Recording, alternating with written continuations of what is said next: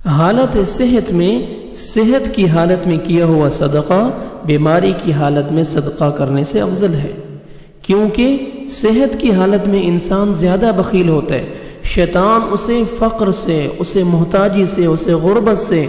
ڈراتا ہے، اس کے ذہن میں یہ خیال ڈالتا ہے کہ ابھی تو تیرے پاس کچھ بھی نہیں ہے، اور دوسرا یہ کہ ابھی تو تمہاری بہت ساری عمر باقی ہے، تم نے بہت کچھ حاصل کرنا ہے، گھر بنانا ہے، گاڑیاں لینی ہے، بہت کچھ کرنا ہے، تمہیں تو پیسوں کی بہت ضرورت ہے۔ اگر انسان اس حالت میں سخاوت کرتا ہے، صدقہ کرتا ہے، تو یہ اس کی نیت، خالص نیت، اس کے صدقے نیت اور اللہ تعالیٰ سے عظیم محبت کی دلیل ہے کہ وہ انسان اس حالت میں اللہ تعالیٰ کے راستے میں صدقہ کر رہا ہے۔ لیکن اسی طرح دوسرا شخص جو صحت اور تندرستی میں اس صحت سے مایوس ہو جائے، تندرستی سے مایوس ہو جائے بیماری کی حالت میں، اور اسے اپنی زندگی سے امید ختم ہو جائے کہ میرا وقت قریب آ گیا، اور اسے یقین ہو جائے کہ اب یہ مال کسی اور کے پاس جا رہا ہے، اور یہ کہے کہ اب میں صدقہ کرنا چاہتا ہوں، تب یہ صدقہ ناقص ہے، اس صدقہ کا کوئی فائدہ نہیں ہے۔ حضرت ابو ہریرہ رضی اللہ تعالی عنہ بیان کرتے ہیں، عن ابی ہریرہ رضی اللہ عنہ قال جاء رجل الى النبي صلی اللہ علیہ وسلم فقال یا رسول اللہ ای الصدقۃ اعظم اجرا۔ حضرت ابو ہریرہ رضی اللہ تعالی عنہ بیان کرتے ہیں، ایک شخص اللہ کے نبی صلی اللہ علیہ وسلم کی خدمت میں حاضر ہوا، اس نے سوال کیا، اے اللہ کے رسول صلی اللہ علیہ وسلم، ای الصدقۃ اعظم اجرا، کون سا صدقہ اجر کے لحاظ سے بڑا ہے؟ آپ صلی اللہ علیہ وسلم نے فرمایا، ان تصدق وانت صحیح شحیح تخشى الفقر وتأم الغنى ولا تمهل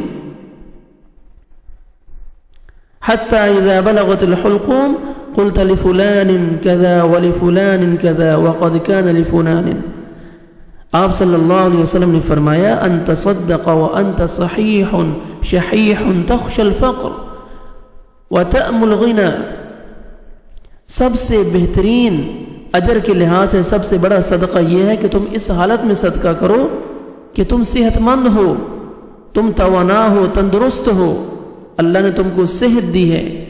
صحت کی حالت میں تم کما رہے ہو، اور تم اس حالت میں صدقہ کرتے ہو، اور تمہیں مال کی حرص بھی ہو کہ یار زیادہ سے زیادہ میرے پاس مال آ جائے، اور تمہیں غربت کا بھی خطرہ ہے، اندیشہ ہے کہ اگر میں صدقہ کر دوں گا، مال دیتا رہوں گا تو میں غریب ہو جاؤں گا، اس طرح بھی آپ کو اندیشہ رہتا ہے، ڈر بھی لگا رہتا ہے، اور ساتھ ساتھ آپ کو امیر ہونے کی بھی امید ہے، مالدار ہونے کی امید بھی ساتھ ساتھ آپ کے لگی ہوئی ہے، تو یہ صدقہ سب سے افضل صدقہ ہے کہ تم تندرست ہو، صحت کی حالت میں اللہ کے راستے میں صدقہ کرو۔ وَلَا تُمْهِلْ حَتَّى إِذَا بَلَغَتِ الْحُلْقُومِ قُلْتَ لِفُلَانٍ كَذَا وَلِفُلَانٍ كَذَا وَقَدْ كَانَ لِفُلَانٍ، یہاں تک کہ جب روح گلے تک پہنچ جائے اور تم کہو فلاں کے لیے اتنا، فلاں کے لیے اتنا صدقہ، فلاں کے لیے اتنا صدقہ، جبکہ یہ تو فلاں کے لیے ہو چکا ہے، جب تم چلے جاؤ گے تو یہ پچھلوں کا ہی ہے۔ تو ہمیں